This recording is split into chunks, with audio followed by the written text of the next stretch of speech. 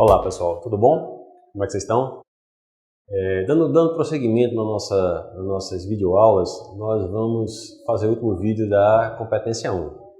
E nesse vídeo eu queria destacar a questão da identificação do risco, a análise do risco, a eliminação dele, a mitigação e finalmente se o risco remanescente ele é aceitável ou não.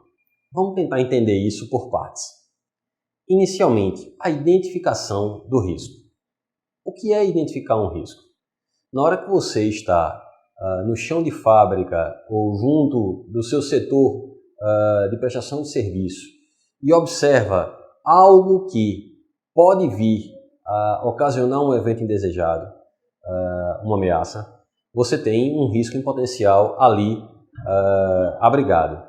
Então, pessoas, por exemplo, fazendo manutenção de determinada estrutura, elas podem estar utilizando elementos como solda, elas podem estar utilizando elementos como marretas, elas podem estar dependuradas em equipamentos, elas podem estar vulneráveis a uma série de riscos, os quais ali estão presentes. E você deve fazer essa identificação através de várias fontes. A primeira delas, a estatística.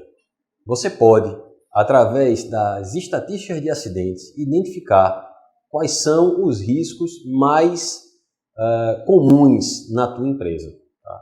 Mas isso é apenas uma parte da identificação. Outra parte advém do estudo dos processos. Observar o que cada trabalhador faz corriqueiramente dentro da empresa e, através da análise da atividade desse trabalhador, identificar os riscos os quais ele está submetido. Por fim, e não menos importante, a conversa com os encarregados, gerentes e principalmente com os próprios trabalhadores pode trazer para você informações fundamentais para que você possa identificar os riscos dentro do contexto laboral da tua empresa. Uma vez identificados os riscos, como você deve trabalhá-los? Você deve promover uma análise desses riscos. E quais são as duas principais ferramentas para fazer a análise de risco? É a probabilidade e a severidade. O que seriam essas duas ferramentas? Probabilidade é o quão provável, o quão frequente é o teu risco. Ele acontece muitas vezes com muitos trabalhadores, acontece muitas vezes apenas em uma posição específica na empresa. Isso é fundamental para você definir o tamanho do teu risco. E a outra variável fundamental é a severidade. O que quer dizer isso? Qual é o potencial danoso desse risco? Né? Qual é o potencial danoso da possibilidade de que esse risco potencial se torne um risco real? Né?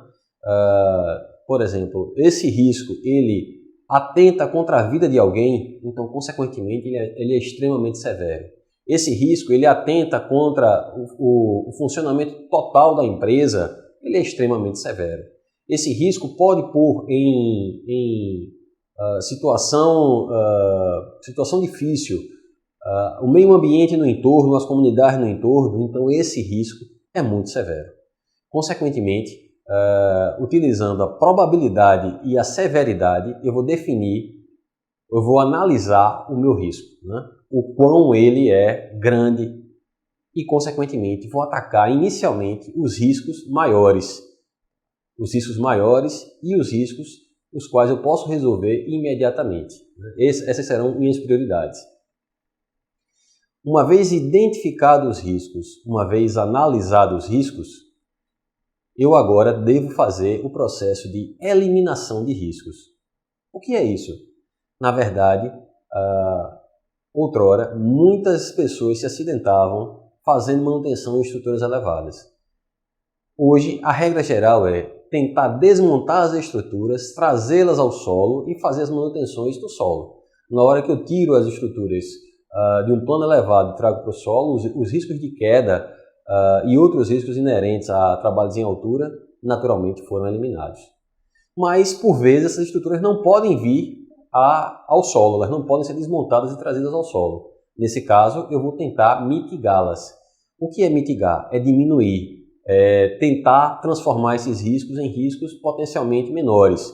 Para tanto, os equipamentos de proteção individual e os equipamentos de proteção coletiva serão fundamentais, né?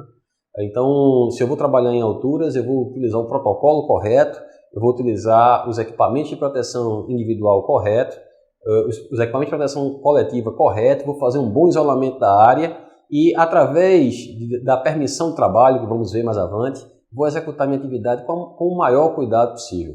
Consequentemente, eu vou estar mitigando o risco.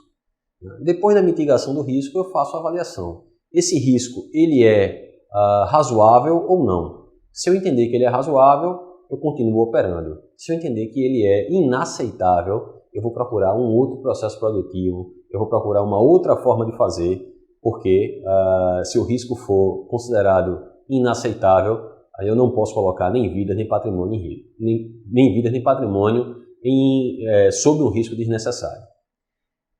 Espero que tenha ficado claro para todos. Continuo à disposição de vocês através do portal, através dos chats, através dos nossos canais de comunicação. Foi uma satisfação e até a próxima.